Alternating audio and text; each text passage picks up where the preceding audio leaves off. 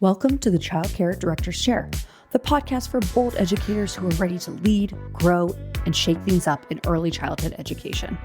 Whether you're a teacher eyeing that lead role, a lead stepping into leadership, or a center owner dreaming big, this is your space to grow with purpose and leave your mark.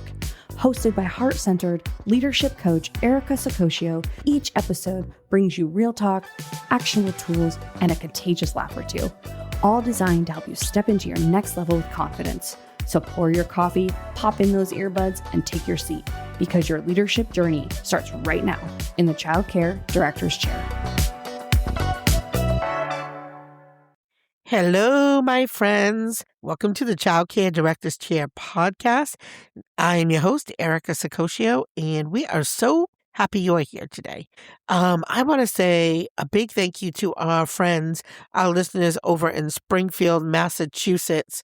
You guys are tuning in every single day, which is amazing. Minneapolis, Minnesota, Sydney, New South Wales, Providence, Rhode Island in the house, Dallas, Texas, of course, Texas never disappoints, Atlanta, Georgia, well, you already know, and Arizona, Tempe, Arizona, tuning in this week, and Inglewood, Florida. So thank you guys so much. My friends in Texas, I am hopping on a plane later today to head out to all of you in Grapevine. We're going to be at Great Wolf Lodge at the Texas Child Care Association Spring Conference, and it's going to get wicked. I can't wait. Oh my God, that was like my Oprah voice. I don't know where that came from, but anyway, I wanted to really piggyback off of yesterday's episode where we talked about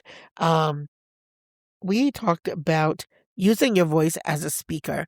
You know, a lot of people have been talking to me, a lot of educators that are in the classroom, which I love, had been talking to me and asking me, like, how did I start speaking? So that really, between that and conversations with other fellow speakers like Kate and Carrie and Rashawn and Holly, we were just talking about the dynamics of being a speaker and how do you be a speaker and how do you get picked and just all the things. So today I wanted to talk a little bit more about some other avenues, because I think we need more voices. I know we need more voices.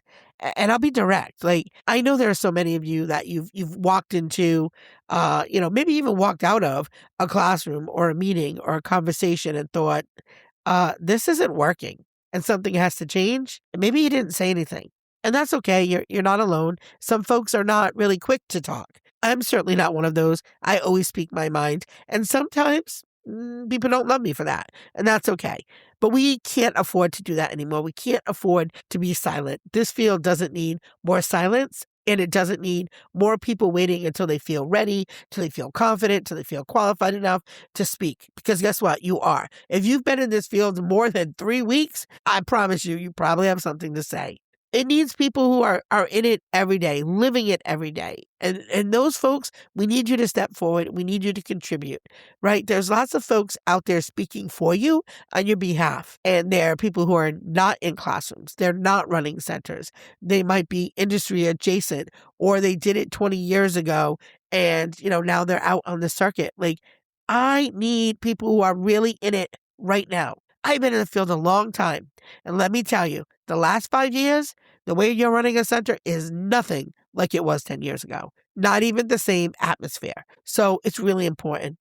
I'm saying this as someone who has just spent so much time using my voice in different ways, through writing, through speaking, mentoring, recording, showing up in rooms, and also building my own spaces to be heard. Now, I am far from perfect. Probably, I would say if I get a video that has 200 authentic views, I'm happy with that, because it isn't really for me about the vanity of how many views. If I helped 200 childcare directors with the video that I made, that's a good day. So I'm not worried about perfection or what the vanity of the optics look like.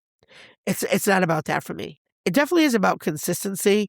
Although I did miss an episode this week. I'm so sorry. I really truly am trying to get better. But consistency, and that is one thing. If somebody asks me to speak in a room, they can count, I'll be there. What I learned is really simple. When you speak with intention and follow through, people listen. And over time, things start to shift. So again, it isn't about doing everything. It's about choosing a place to begin and taking it seriously, right? So I'm going to give you a few places where you can use your voice, even if you've been in the field for 3 weeks or 300 years, like some of us. Advocacy, let's start there. That makes the most sense because this is where most people hesitate. Advocacy doesn't require you to be a director or an owner. It just requires clarity. If you're going to speak up, you need to know what you're speaking about. So just pick one issue that matters to you the most. Maybe it's staffing compensation. Maybe it's unrealistic expectations or how behavior is being handled in your program. Then take the time to understand it. Pay attention. Take notes. Do you notice any patterns? What's happening repeatedly? Who is it affecting? And what are the consequences? So once you're clear, start using your voice in spaces you're already in. And that might look like asking better questions in meetings. It might mean following up with leadership after something doesn't sit right.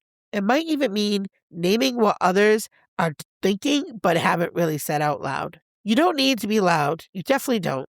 But you do need to be consistent. Now, writing is one way. It's one of the most practical ways to develop your voice. It forces you to slow down, to think clearly about what you actually believe. If you've started out, don't try to cover everything, right? Just choose something to focus on, something you care about enough to return to regularly, something that you complain about a lot when you go home to your family. Right? We all have that thing that we go back. Oh, Susie called out again today. Or, Johnny came to school without lunch for the 3rd time. Whatever is the thing that you really want to focus on, you write, you think, and then you think about the structure. Ask yourself, what's the issue? What have you seen or experienced? What do you think needs to change? That's it. It doesn't need to be perfect. It doesn't have to be fancy. You just need honesty and clarity, and you need consistency. Writing once every few months will not build you anything, but writing regularly, even if it's simple, will. Over time, your writing becomes a record of your thinking, and that matters. And, it's funny as I talk with Kate and Carrie, as I have started working on my own book, actually, to be quite honest, I have written 3 books and 2 of them I trashed. I'm like, these are not good enough. And I probably shouldn't have done that. Probably should have kept them. But, when I release a book, I want it to be helpful. I want it to be honest. I want it to be authentic.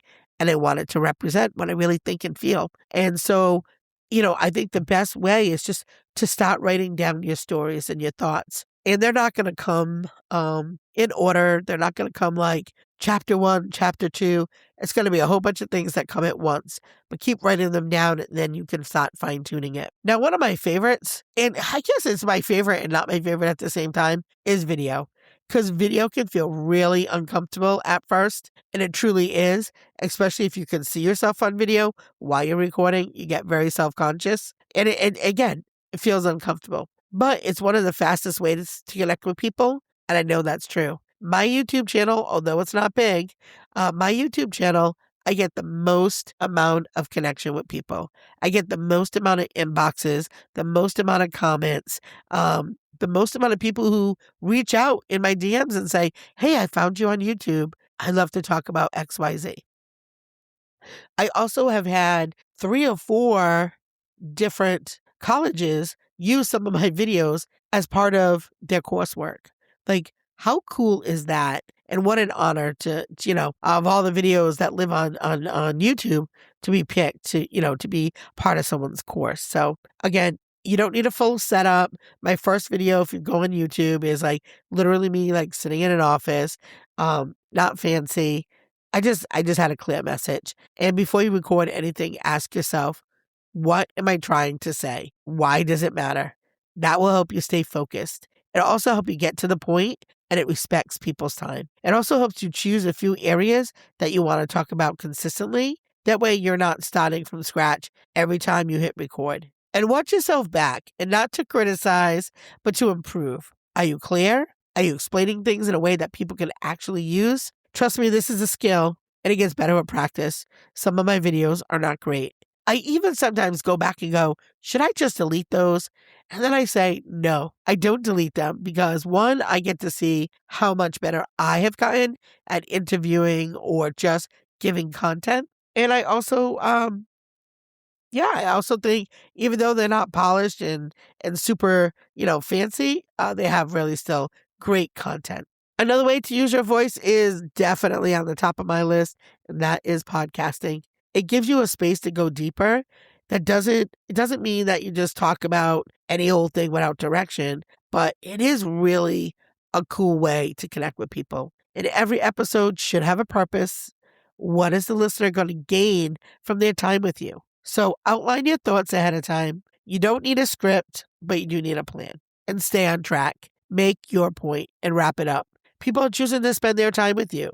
I respect that by being prepared. When it's done well, podcasting builds trust. People come back because they know that you're going to say something worth listening to, something worth hearing. And there are a lot of podcasts out there. And if you're really, really interested in how to start a podcast, you should reach out to my girl, Carla Ward. She has a podcasting academy. She will show you how to get your podcast going. And she'll also be at the Early Childhood Empowerment Conference. So you can connect with her there. She'll actually be at the Child Care Director's Chair booth. So yeah, definitely connect with Carla. Now, coaching and mentoring. This is where your experience directly impacts someone else. And many of you are already doing this informally.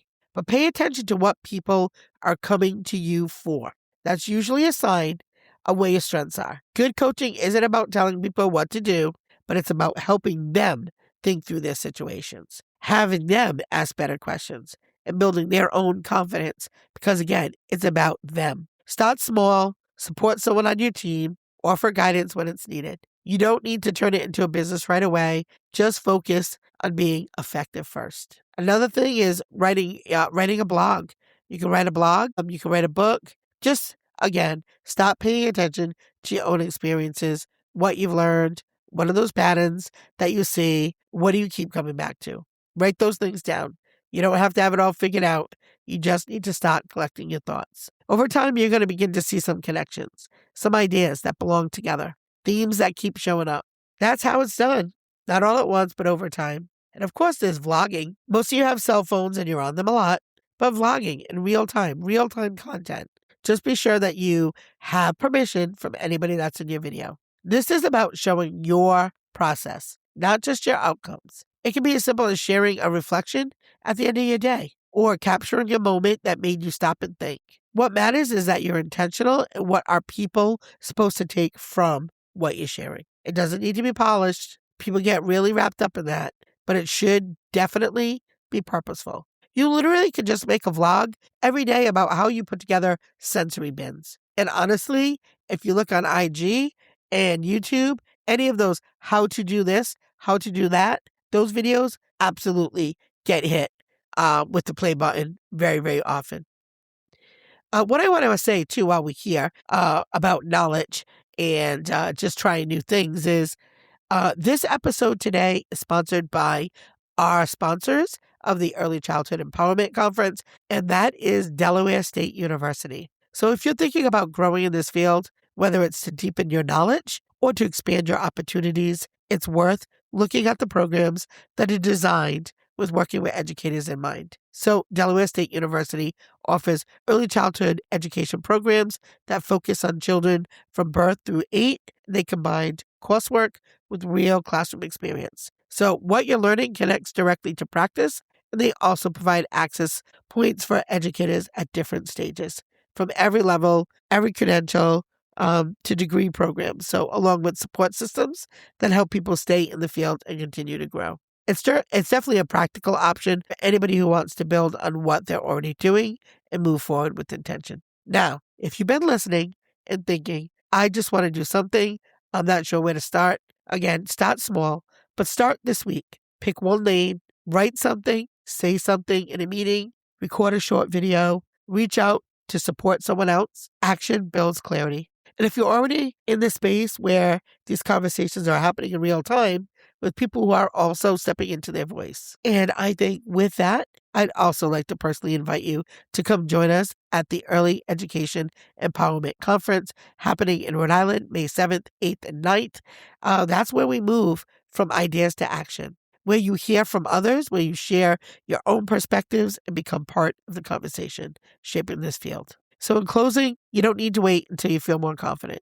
You don't need to wait until you know everything, which, by the way, will never happen because we never know everything. You do need to decide, though, that your experience has value and that it's worth sharing, because it is. And the longer you stay on the sidelines, the more the field is shaped without your insight, without you. So step in, say something, and stay in the game. So that's it for today. As always, thank you for tuning in to the Child Care Director's Chair podcast. That's a wrap for this episode of the Child Care Director's Chair, where we believe leaders aren't born, they're grown. If something sparked for you today, share it, shout it out, or pass it along to the next bold changemaker in childcare. Don't forget to subscribe, leave a review, and stay connected with Erica Sakosio for more real talk leadership tools and a whole lot of inspiration. Until next time, lead with heart, grow with fire, and always remember, the chair is yours. Now own it.